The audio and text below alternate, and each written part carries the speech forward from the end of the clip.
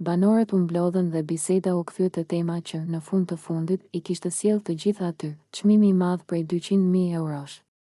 Shifra u përmend me zë të lartë dhe për një moment, secili u ndal për të menduar se çfarë përfaqësonte ajo shumë për jetën e vet nuk ishte thjesht para, por një simbol i gjithë sakrificës, durimit dhe përballjes që po kalonin çdo ditë brenda asaj shtëpie. Dolce ishte ajo që e artikuloi më qartë mendimin që shumë prej tyre ndoshta e kishin në mendje, por nuk e kishin thënë me zë.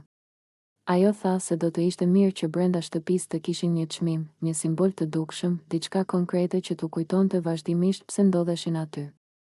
Duhet ta kemi një çmim këtu, tha ajo, që sa herë ta shohim, të na kujtohet se për këtë duhet të luftojmë.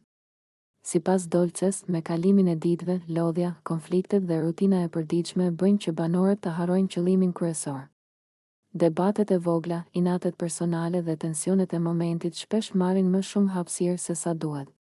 Një simbol i çmimit do t'i kthente gjithmonë te thelbi i lojës, konkurrenca, përpjekja dhe dëshira për të fituar. Banorët e tjerë e dëgjuan me vëmendje dhe disa tundën kokën në shenjë dakordësie.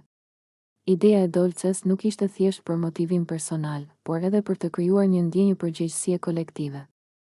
Të gjithë ishin aty për të njëjtin qëllim, edhe pse rrugët dhe strategjitë e tyre ishin të ndryshme. Biseda u kthye në reflektim.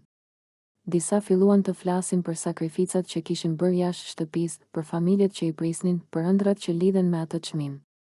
200.000 euro nuk ishin më vetëm një shifër, por një mundësi për ndryshim, për siguri dhe për një kapitull të ri në jetë. Ky moment tregoi se Big Brother nuk është vetëm përplasje karakteresh dhe lojë strategjie, por edhe një provë vullneti. Dhe fjalët e Dolces e rikthyen fokusin aty ku duhet, te qëllimi final. Sepse për ta fituar çmimin e madh, nuk mjafton vetëm të qëndrosh në shtëpi, duhet ta kujtosh çdo ditë.